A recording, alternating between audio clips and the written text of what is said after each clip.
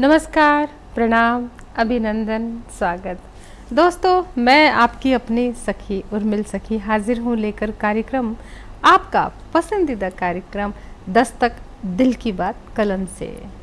ये कार्यक्रम है ही इतना खूबसूरत कि इसमें कविताएं भी, गीत गज़लें होती हैं, कविताएं होती हैं और ख़ास मुलाकात होती है ख़ास मेहमान से। और इस कार्यक्रम की एक और विशेषता है कि कहते हैं कि जीवन बहता पानी है, हर एक की यहाँ कहानी है। कहानी है रिश्तों की, एहसास की, प्रेम की, एक कहते हैं ना नाजुक तंतु से एहसासों की है। कलम से कलमबद्ध करते हैं रचनाकार और ख़ास आदमी बनते हैं आम आदमी से, लिखकर अपनी बात कागज़ पर कलम से। जी हाँ, ये कार्यक्रम भी है दस्तक दिल की बात कलम से। तो आज आपकी मुलाकात जिनसे हम करवाने जा रहे हैं वो बहुत ही ख़ास शख्सियत है। नागपुर से आई हैं, महाराष्ट्र से, और गज़ल, गीत, नज़्म, कविता सब पर इनकी कलम चलती हैं। लगभग सभी विधाओं में कहती हैं और अनेकों संस्थाओं की सदस्य है। कुछ एक संस्थाओं की अध्यक्षा भी है और राष्ट्रीय स्तर पर, राज्य स्तर पर हर तरह से अवार्ड, सम्मानों से अलंकृत है, यानी इनकी झोली में है। तो कोई विधा ऐसी नहीं जो इनसे छुटी है, कोई मंच ऐसा नहीं जहाँ पर इन्होंने काम ना किया हो। रेडियो, टीवी, दूरदर्शन सभी जगह इन्होंने पढ़ा है। और मज़े की बात, साक्षात्कार स्वयं भी करती हैं और आज हमारे सामने बैठी हैं अपना साक्षात्कार देने हेतु। जी हाँ, हम बात कर रहे हैं मधु गुप्ता जी की। मधु जी, आज आप हमारे स्टूडियो में आए, दस्तक में दस्तक दी और औरों का इंटरव्यू लेते रहते हैं ना, आज अपना दीजिए। थैंक यू उर्मिल जी, बहुत शुक्रिया। हम भी जो है आज आपसे जानेंगे बहुत सारी बातें आपके जीवन के बारे में, आपके साहित्य के बारे में, आपके उस सफ़र के बारे में जहाँ से अपने जीवन का सफ़र शुरू किया था, यानी कि आपकी बाल्यावस्था। तो आप अपने बारे में हमारे दर्शकों को बताएं कि आपका जन्म कहाँ हुआ, शिक्षा कहाँ पर हुई, कहाँ पढ़ाई हुई, कॉलेज हुआ। सबसे पहले तो आप इस पर दृष्टि डालिए। बहुत शुक्रिया उर्मिल जी, आपने मुझे यहाँ बुलाया जस्ट टीवी पर। मैं सभी का स्वागत करती हूँ, हार्दिक धन्यवाद। और रही बात बचपन की, बाल्यावस्था की, तो मेरा जन्म एटा उत्तर प्रदेश में हुआ और मेरे पापा का नाम श्री यतीन्द्रनाथ गुप्ता है और माँ का नाम स्वराज देवी। उस परिवार में मैं 4 बहनें और इकलौते एक बड़े भाई थे जो अब नहीं है, मुझे दुख है उस बात का। तो वहाँ मेरा पालन पोषण हुआ, मेरा जन्म हुआ 7 अप्रैल। तो पापा जॉब में थे, पापा ने हम 4 बहनों को लड़कों की तरह पाला पोसा और मैं बड़ी निर्भीक टॉम बॉय की तरह थी। मेरी कुछ 20-25 सहेलियाँ थी कॉलेज और स्कूल में, तो मैं सबको मतलब पीटना, मस्ती करना, यानी लड़कों की तरह ही पापा ने पालन पोषण किया था। तो लड़कियों जैसा मेरे अंदर कोई चीज़ें उसकी थी नहीं, बट कोमल भावनाएं थी, बट बाय नेचर मतलब लड़कों की तरह मैं थी थोड़ा। तो बड़ा अच्छा पालन पोषण था, बहुत अच्छी बाल्यावस्था थी और बड़ी मधुर स्मृतियां हैं बचपन की।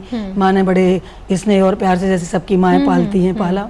तो इस तरह वहाँ एटा में बचपन पले बड़ी। और फिर कहीं कुछ कॉलेज कहाँ पे किया? कॉलेज भी वहीं पर हुआ, एटा में ही। अच्छा, ग्रेजुएशन जी, आगरा यूनिवर्सिटी में आता है वो जी। तो 10th में थी तब कुछ कविताओं की पंक्तियां अचानक मेरे दिल में मतलब कुछ विचार उपजे और वहां से कविता की शुरुआत हुई थी जी। कविता के बारे में भी आपसे पूछेंगे। और कविता तो कहते हैं कि राइटर पैदा होते हैं, राइटर बना नहीं जाता। बिल्कुल बिल्कुल, ऊपर वाला ही कोई ऐसा सोचता है कि यही बंदा कविता कह सकता है, उसको अलग मिजाज देता है, अंदाज देता है, बड़ा ही उसको एहसास के कोमल तंतु उसमें ऐसे फीड करता है कि इंसान वो बहुत ही सेंसिटिव होता है, संवेदना बहुत होती है। क्योंकि जो राइटर जो होगा वो संवेदनाहीन तो हो ही नहीं सकता, है ना। संवेदना, छोटी छोटी समाज की संवेदनाओं को वो समझता है, महसूस करता है और तभी तो कलमबद्ध करता है। बिल्कुल। तो ये तो रहा आपकी शिक्षा की, आपके बहन शिक्षा मेरे एमए संस्कृत में किया मैंने जी। और तबले में ग्रेजुएशन इंग्लिश लिटरेचर में तबला में भी ग्रेजुएशन हुआ। तो तबला, ढोलक मास्टर, मतलब ढोलक भी बजाती हूँ, ढोलक भी बजाती हूँ, मास्टर्स जी, थोड़ा बहुत गाती भी हूँ। और संस्कृत में एमए हुआ था आगरा यूनिवर्सिटी से, मतलब तो इस तरह शिक्षा वहाँ पर हुई थी। क्या बात है। तो फिर ये तो आपके जन्म की बात है, शिक्षा की बात है, आपकी कॉलेज कहाँ से किया आपने, और फिर बहुत कुछ आपने बताया। तो शुरुआत करते हैं कविताओं से। तो मुझे ये बताइए कि जब आपने लिखना शुरू किया जी तो आप कहानी, गीत, गजल, नज्म सब लिखते हैं जी। तो सबसे पहले क्या लिखा था? सबसे पहले कविता ही लिखी, जो टेंथ कविता में से ही लिखी शुरुआत थी। होती हाँ, है। कविता हाँ। से शुरुआत हुई थी। हाँ। और कभी हास्य की भी लिखती थी उस समय। तो आपको याद है कि आपकी पहली कविता पहली कब कविता तो हुई? बच्चों, क्योंकि बच्चे टेंथ में बच्चे ही जैसे होते हैं, आजकल के बच्चे तो बड़े टेंथ में भी समझदार हो जाते हैं, लेकिन उस टाइम के जो बच्चे थे तो टेंथ में बड़ी सिंपल सी कोई रचना थी। एक्चुअली टेंथ का एग्जाम दिया था मैंने, तो छुट्टी हो गई थी, मैं बहुत मस्त मौला नेचर की थी, तो मैं ऐसे ही बस गुनगुना रही थी, आज छुट्टी है, आज संडे है, आज संडे को कुछ गाएं, तो समथिंग इस तरह का ही था कोई विचार, और उसको थॉट कह सकते हैं, कविता तो मुकम्मल नहीं पता। तो फिर मुझे लगा, मैं सीखने लगी, अरे मैं कविता लिख सकती हूँ। घर में मैंने शोर किया। दैनिक जागरण हमारा पेपर है एक, मतलब मेरे रिश्तेदार का ही, तो भैया से हम बोलते थे हम छपवाएं, भैया कहते नहीं नहीं शादी के बाद सब करना, ये सब काम अभी कुछ नहीं करोगी, ऐसा। कितना बुरा लगता है ना। हाँ, थोड़ा सा लड़कियों को हाँ, पहले बुरा के तो नहीं, उनको ज़माने ये में- था कि वहाँ यूपी में थोड़ा कल्चर भी है। हाँ। बाकी उन्होंने हर तरह से हमें बहुत निर्भीक भी रखा, बट ये था कि लिखती रहो, ये नहीं। तो फिर नागपुर नहीं, मेरा मैं फिर जी, से इस जी, सवाल को उठाना चाहती बिल्कुल हूँ बिल्कुल उठाइए, कि बताइए। आपने कहा कि अखबार के लिए या हाँ, हाँ, वहाँ की तो सोच। आपको प्रोत्साहन नहीं दिया गया? नहीं नहीं, वहाँ पर ये हुआ कि अभी मत लिखो, शादी वादी हो जाए तब कर मतलब लेना। कहीं ना कहीं ये विचार हाँ। है कि लड़कियों को या ये कह सकते हैं हम, सोच उस जमाने की, उस टाइम की वो उस सोच वक्त थी। कुछ और वक्त उस था। अब नहीं है, उस अब समय की नहीं थोड़ी है। सोच थी। हाँ। हो सकता है वो हमारे हित के लिए सोच रहे सही हों। बात है। तो वो रचना जो आपने पहले जी। लिखी थी और आप चाहते थे कि अखबार के लिए दी जी, जाए, जी, जी। आपके पास है इस वक्त? हाँ, अभी तो नहीं है मेरे पास। हाँ। फिर बाकी और ओके। क्योंकि वो टूटी फूटी रचना थी तो मैंने ठीक उसे है। नोट नहीं तो किया। मुकम्मल पहली रचना, हाँ। मुकम्मल जो आप कहते हैं कि जिसको आपकी निर्दोष एकदम, जिसमें कोई दोष नहीं है, जी जी जिसमें कोई त्रुटि नहीं है, जी, ऐसी कोई इस तरह मैं, हाँ, मैं एक पहली सुनाती हूँ। रचना? बिल्कुल। जी, स्वागत है। एक माँ और बेटे के ऊपर मैंने कुछ एक कविता लिखी थी। मैं कविता से मैं शुरुआत करती हूँ कि माँ के प्यार को तरसा बचपन, माँ के प्यार को तरसा बचपन, कैसा होता है न जाना बचपन, और ठोकरें अपने पराये की खाकर गुजारा बचपन, रोता बिलखता सौतेला बचपन, और माँ जब नहीं रही तो बाप से भी बेगाना बचपन, बाप से भी बेगाना बचपन। इस तरह की रचना है। कविताओं से शुरुआत हुई थी तो इस तरह की कोई रचना। और मुकम्मल रचना जो मैं कोई एक गजल हाँ, सुना हाँ, सकती हूँ? स्वागत है, बिल्कुल बिल्कुल। बिल्कुल। आज एक- आपको सुनेंगे भी और आपको जी समझ भी बिल्कुल, रहे हैं। शुक्रिया उर्मिल जी, आप हाँ। बहुत शुक्रिया। एक शेर देखिएगा कि जो हम औरतों से ही है, शायद हम लोगों की भावना ही है कि दिल में मेरे इतनी उलझन रहती है, दिल में मेरे इतनी उलझन रहती हैं, हंसना रोना साथ साथ हो जाता है। दिल में मेरे इतनी उलझन रहती हैं, हंसना रोना साथ साथ हो जाता है। और एक कथा देखिएगा, ये मुझे बड़ी पसंद है।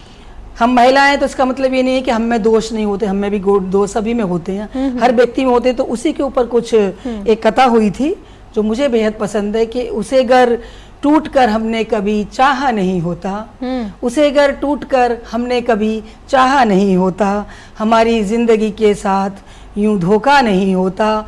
और ये घर की औरतें हैं, आग कुछ ये भी लगाती हैं, ये घर की औरतें हैं, आग कुछ ये भी लगाती हैं, बगरना भाइयों के बीच में झगड़ा नहीं होता, बगरना भाइयों के बीच में झगड़ा नहीं होता। शुक्रिया, बहुत शुक्रिया। बहुत ही बढ़िया आप सुना रही हैं और आपसे सुनेंगे बहुत सारा। शुक्रिया। बहुत कुछ, अभी तो शुरुआत जी, है। जी, जी। तो दोस्तों,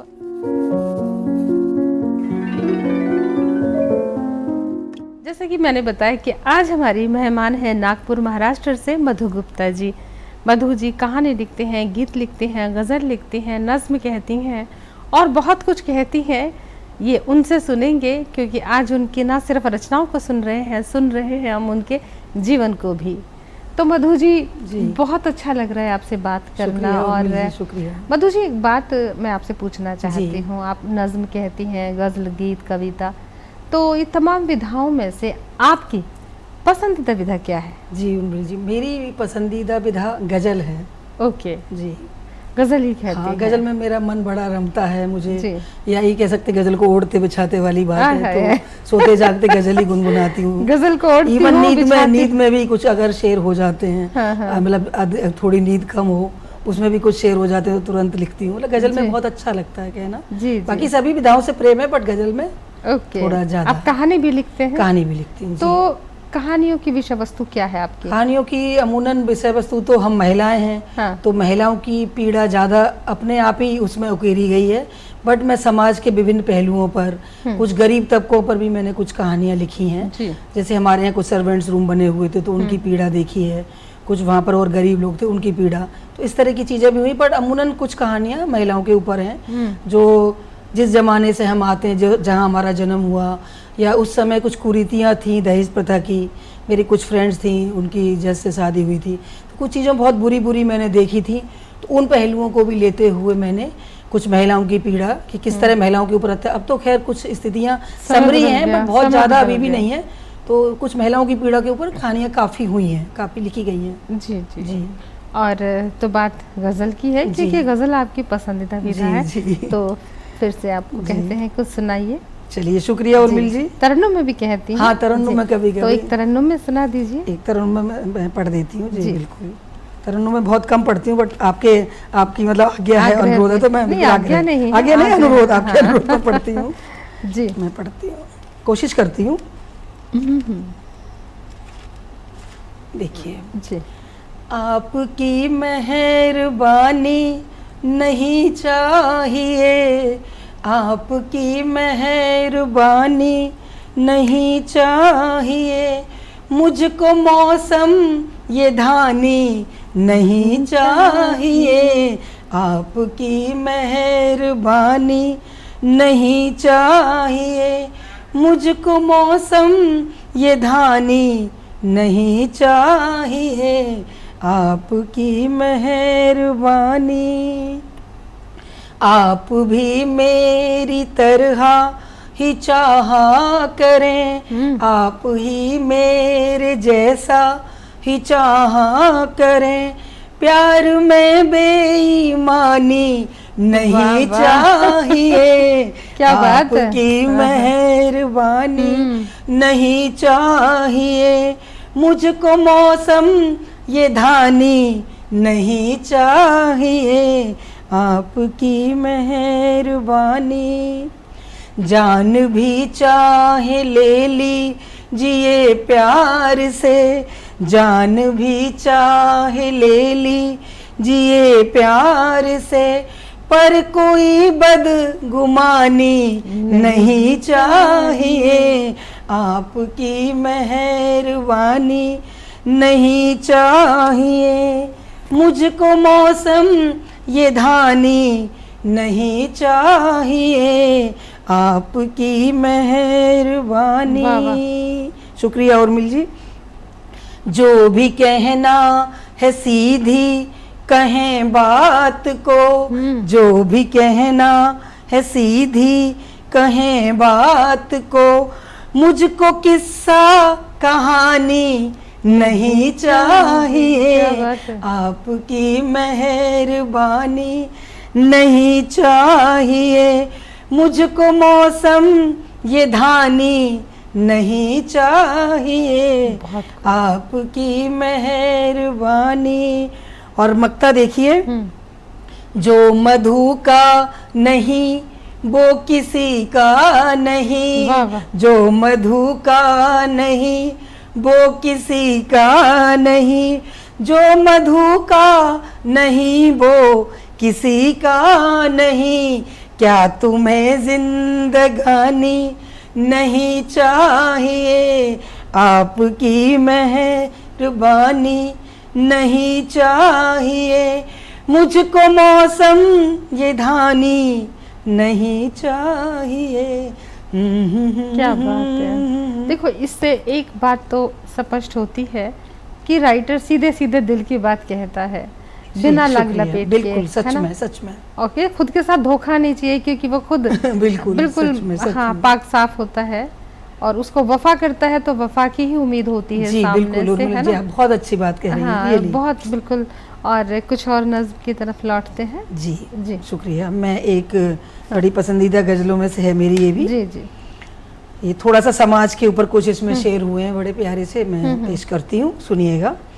अपनी सूरत पे भी नजर रखिए, अपनी सूरत पे भी नजर रखिए, आईना हाथ में अगर रखिए। क्या बात है। अपनी सूरत पे भी नजर रखिए, आईना हाथ में अगर रखिए और आप पर जान निसार कर दें सब, आप पर जान निसार कर दें सब, बात बस ऐसे पुर असर रखिए, बात बस ऐसे पुर असर रखिए, अपनी सूरत पे भी नजर रखिए, आईना हाथ में अगर रखिए।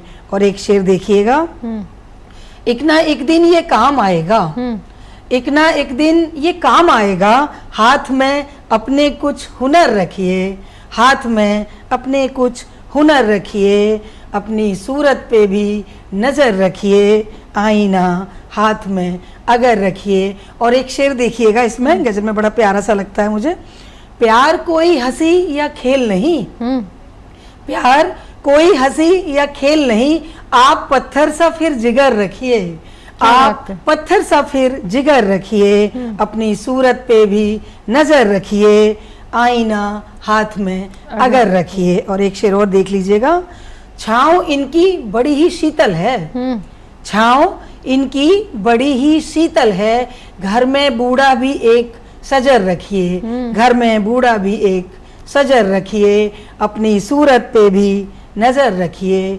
आईना हाथ में अगर रखिए। बहुत शुक्रिया उर्मिला जी, बहुत मैं यहाँ अपने दर्शकों को बताना चाहती हूँ, सजर का मतलब दरख्त। हाँ, दरख्त, यस, तो बिल्कुल। जी हाँ, और यही बात होती है कि जब आप लिखती हैं जी, तो अमूमन हम जैसा सोचते हैं वही लिखते हैं और अपनी ज़िंदगी में भी उन चीज़ों को लागू करते हैं। जी। तो आप मुझे ये बताइए कि आप एक स्त्री हैं, एक महिला हैं, आप स्त्री को किस नज़र से देखती है कि घर में उसकी क्या भूमिका है, खुद का ख्याल रख पाती हैं, सबका ख्याल रखती हैं, लिखना भी है, लिखना है, बाहर जाना है, सोशल स्टेटस मेंटेन करना है और घर के हर सदस्य का ध्यान रखना है, तो एक स्त्री अपना खुद का ख्याल रख पाती है क्या? जी बिल्कुल। आप इसमें क्या कहते हैं? मैं उर्मिला जी कहना चाहूँगी कि बिल्कुल डेफिनेटली रख पाती हैं। अगर हमें, एक तो ईश्वर ने ना, गॉड ने ऐसा बनाया है हम स्त्रियों को कि हम लोग सारी चीजें मैनेज कर लेते हैं और करने की कोशिश भी करते हैं। वो शक्ति स्त्री के पास भी है और हर व्यक्ति के पास भी है। कई बार हम थकने के बाद भी कहीं बाहर से आते हैं, कितना थके होते हैं, लेकिन फिर भी सबको खिला पिला के, सबको बिस्तर पे पहुंचा के, फिर जब देखते हैं कि सब सो गए, सबकी सुविधाएं, तब हमें सुकून आता है, तब हमें सुकून आता है। बिल्कुल। तो मेरे कहना, हर व्यक्ति में भी ताकत होती है, पर स्त्रियों को शायद ईश्वर ने ही कुछ प्रदान किए, इसलिए स्त्री को ना हम पृथ्वी से तुलना करते हैं। स्त्री धरा की तरह होती है, तो वो सब चीजें भरण करती है और वो लोगों के लिए पोषित भी करती है, अपने साथ के रिश्तों को भी। मेरी नजर में आप एक सशक्त महिला हैं जी, तो हमारी जो दर्शक महिलाएं हैं उनको क्या संदेश देते हैं? मैं संदेश यही देना चाहूंगी अपने दर्शकों को, महिलाओं को, दोस्तों को, कि हम कमजोर नहीं है। जो लोग कहते हैं ना कि महिलाएं कमजोर होती है, महिलाएं कतई कमजोर नहीं होती, और वो अपने आप को कमजोर बना देते हैं। हम, उनका दिल नाजुक होता है, बट वो कमजोर नहीं होती, दिल की नाजुक होती है, ये बात सच है, क्योंकि दिल बहुत नाजुक होता है महिलाओं का, इसलिए उन्हें कमजोर समझा जाता है। बट महिलाएं, मुझे लगता है कि बहुत ताकतवर होती हैं। और मेरी जितनी भी मित्र यहाँ सुन रही हैं, महिला मित्र, मैं सभी से कहना चाहूंगी कि हम लोग कमजोर तो बिल्कुल भी नहीं होते। हमें अपनी शक्ति को पहचानने की जरूरत है कि हम अपनी अंदरूनी शक्ति पहचानें। और रही बात, अंदरूनी शक्ति क्या होती है? वो हमारे अंदर एक एनर्जी पावर होती है कि हम, हमारे अंदर जो पावर है उसे हम सुप्त अवस्था में ना जाने दें। मैंने कुछ महिलाओं को देखा है, मेरी अपनी दोस्त हैं, जो कुछ जो मैं पड़ोस में देखती थी कि बहुत सुप्त रहती हैं, बहुत लेजी रहती हैं, या मेरी खुद की सहेलियां भी वो कहती हैं, अरे मधु जी आप ये आप वो। तो मैंने उन्हें यही सलाह दी कि आप भी ये चीजें कर सकती हैं, कि हम टाइम मैनेजमेंट नहीं होता, हमारे पास टाइम नहीं, सबके पास सेम टाइम होता है। हमारे, अगर हमें टाइम मैनेजमेंट आता है, हमारे इतने सारे गुरु हैं वो बताते हैं टाइम मैनेजमेंट, लेकिन हमें खुद अपना टाइम मैनेजमेंट हम अगर कर लें तो हम घर और बाहर, चूंकि आजकल तो बच्चियां बहुत अच्छे जॉब भी कर रही हैं, हम लोग तो चलो नहीं, तो हम टाइम मैनेजमेंट अगर जानते हैं तो हम सब कुछ अच्छे से व्यवस्थित कर सकते हैं, घर और बाहर, और खुद का भी लास्ट में, ख्याल तो हम लोग लास्ट में ही रखते हैं, तो हम खुद का ख्याल भी रख सकते हैं, और हम दोनों चीजें संभाल सकते हैं, घर को और बाहर को भी, और हम अपने बच्चों को भी का भविष्य भी बहुत खूबसूरत बना सकते हैं, और बनाती हैं सारी महिलाएं और माएँ बनाती हैं।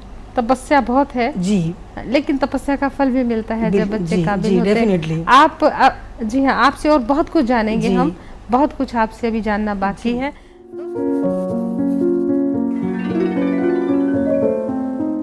और बातों का सिलसिला आगे बढ़ाते हैं मधु जी, और मधु जी नागपुर महाराष्ट्र से हैं और जानते हैं उनके बारे में और बहुत सारी बातें।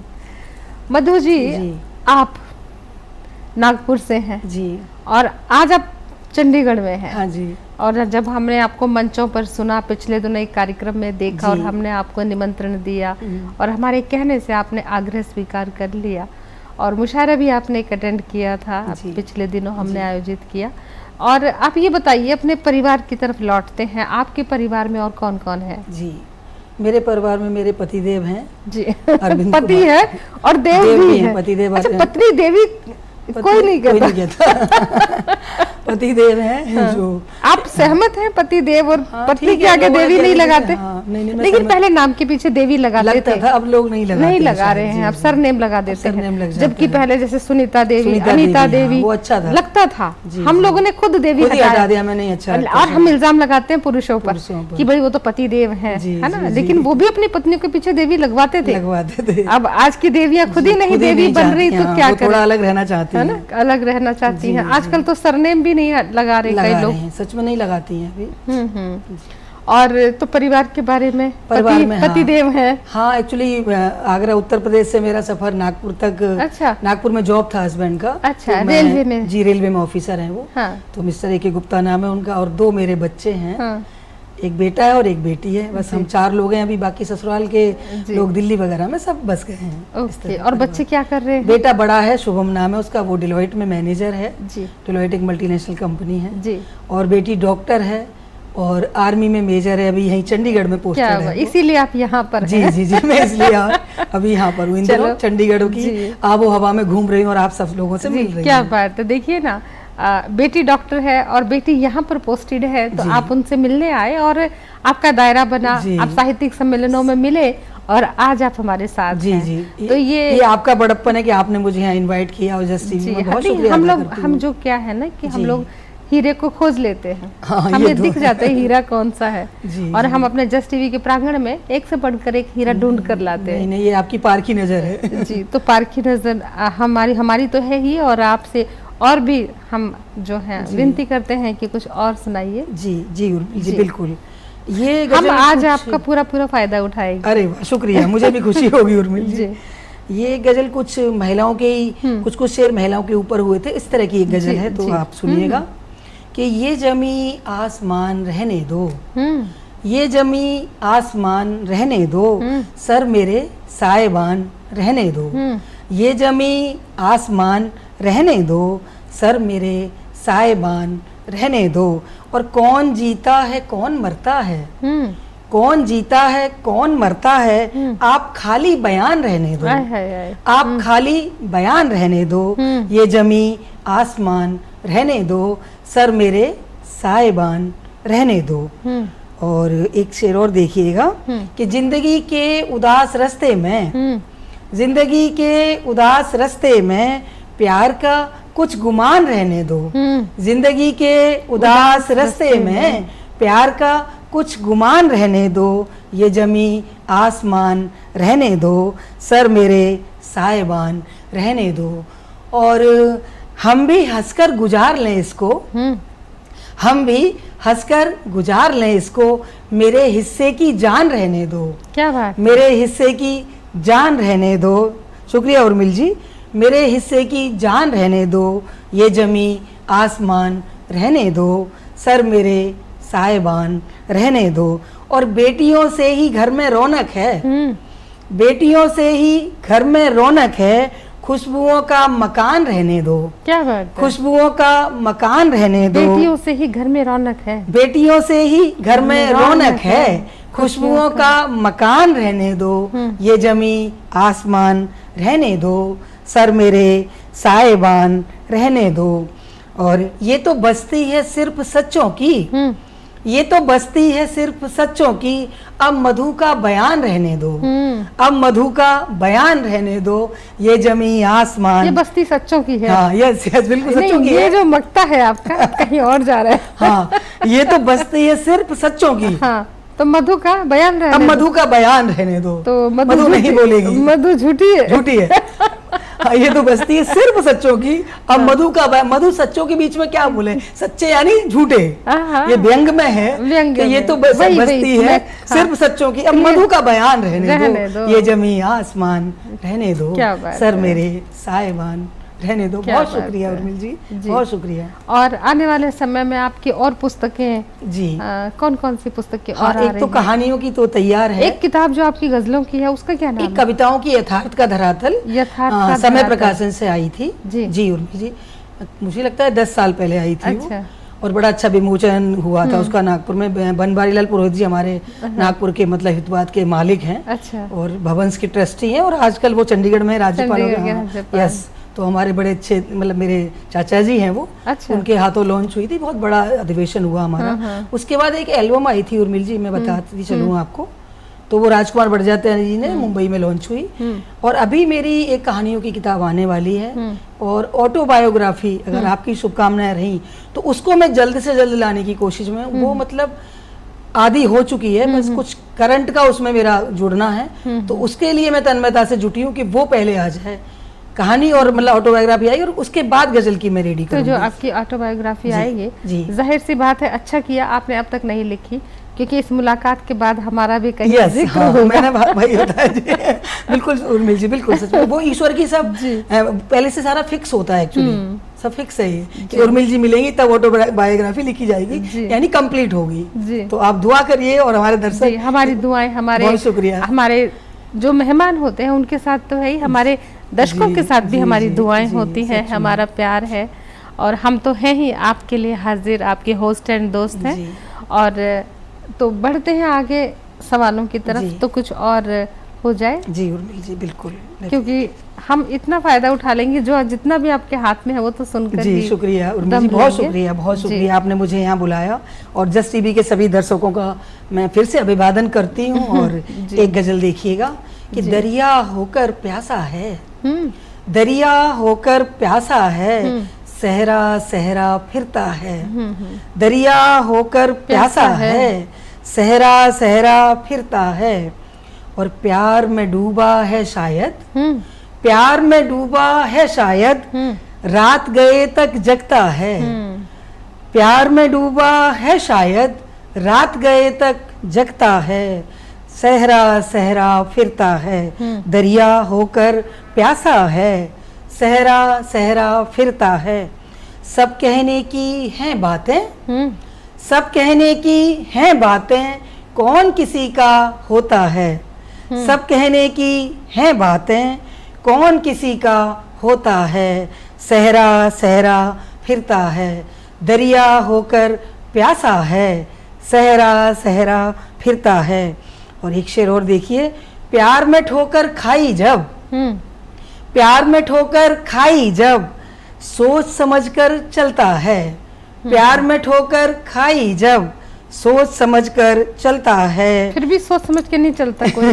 बिल्कुल, सोच समझकर चलता है, सहरा सहरा फिरता है, दरिया होकर प्यासा है, सहरा सहरा फिरता है। एक शेर और देखिए, बेचैनी के आलम में, बेचैनी के आलम में, जाने क्या क्या कहता है, बेचैनी के आलम में, जाने क्या क्या कहता है, सहरा सहरा फिरता है, दरिया होकर प्यासा है, सहरा सहरा फिरता है, और फिरता है आवारा सा, फिरता है आवारा सा, शाम ढले घर आता है, सहरा सहरा फिरता है, दरिया होकर प्यासा है, सहरा सहरा फिरता है। बहुत ही बहुत शुक्रिया, जज्बात है। और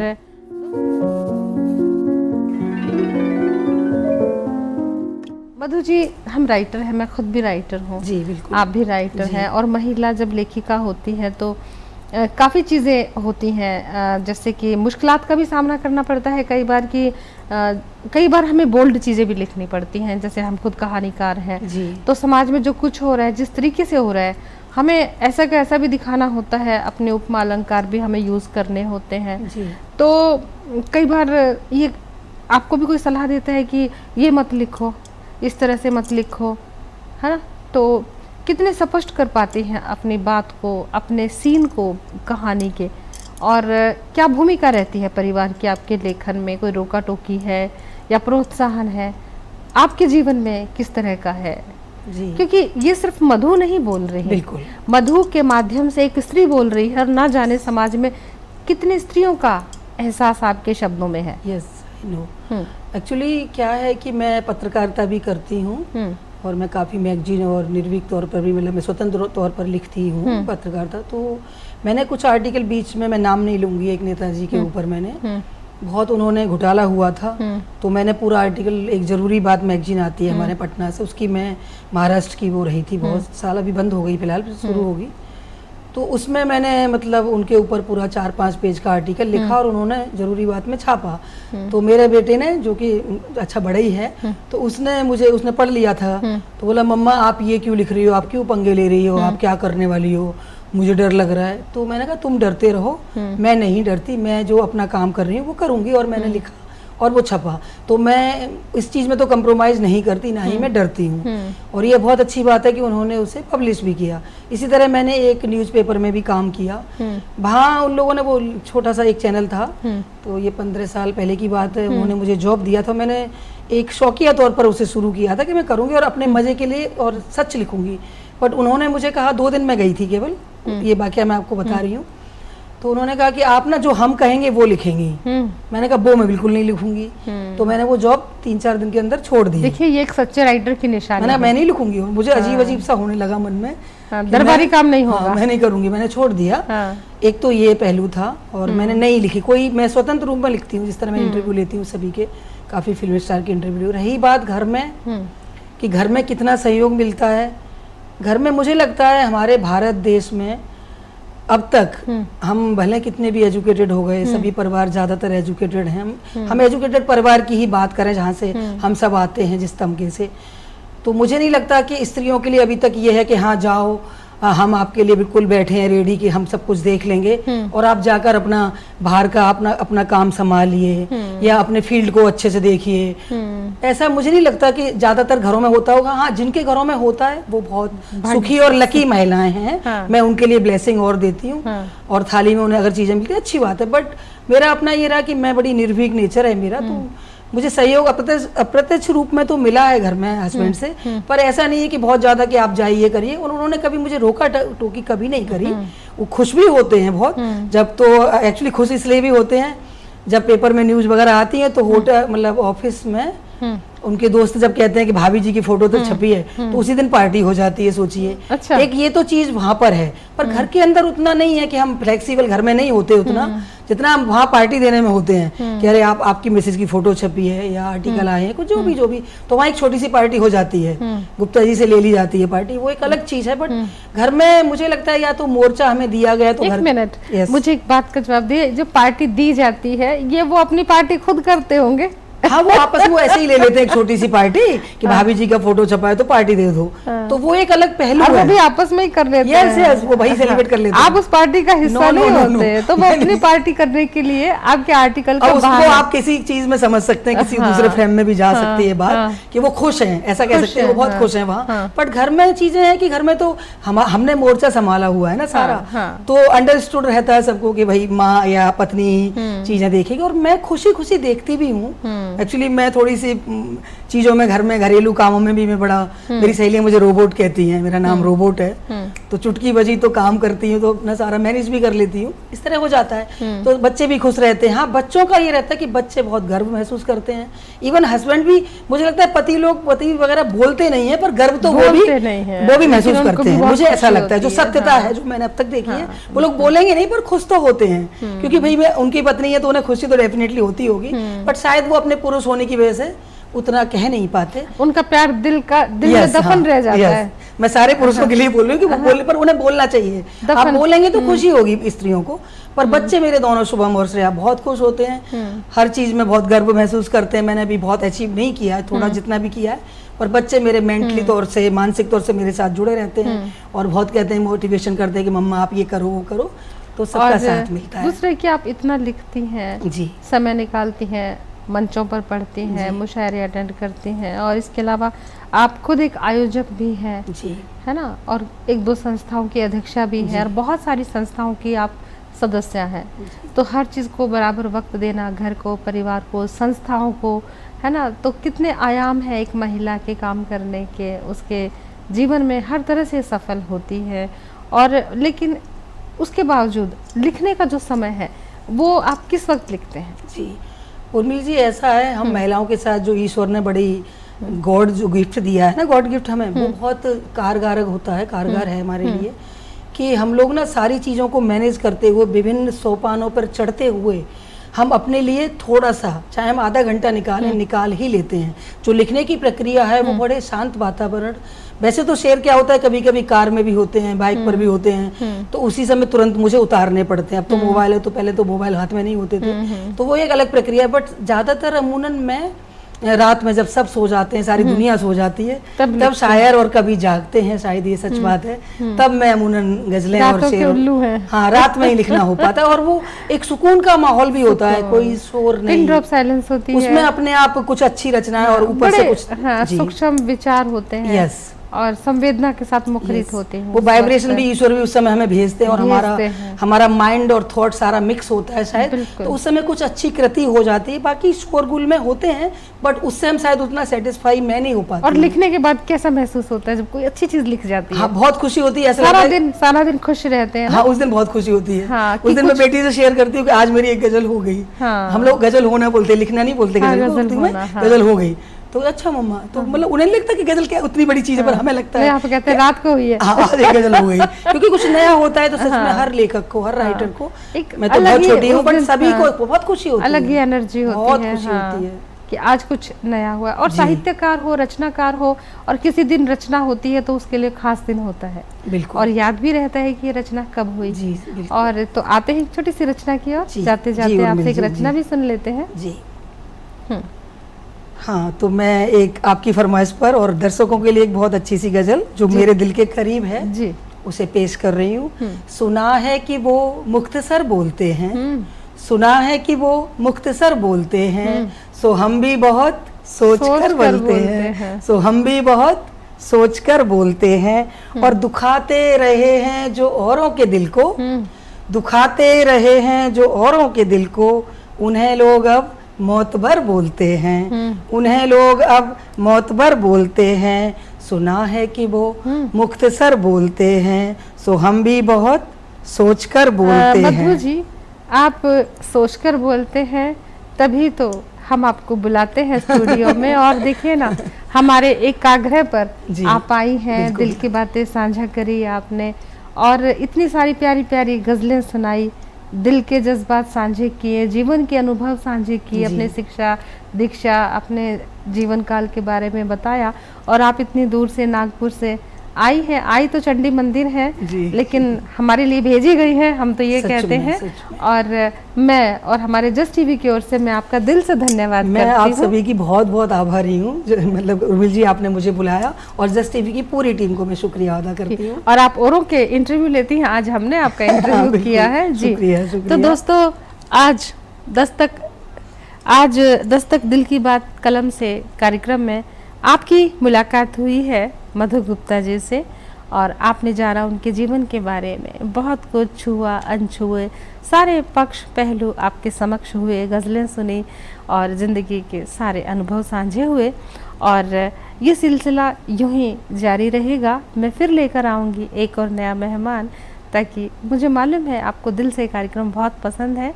फिर भी आपकी अपनी प्रतिक्रियाएं हमें दीजिए info@justbroadcasting.com पर। और दोस्तों, अब दीजिए मुझे और मधु जी को अनुमति। नमस्कार।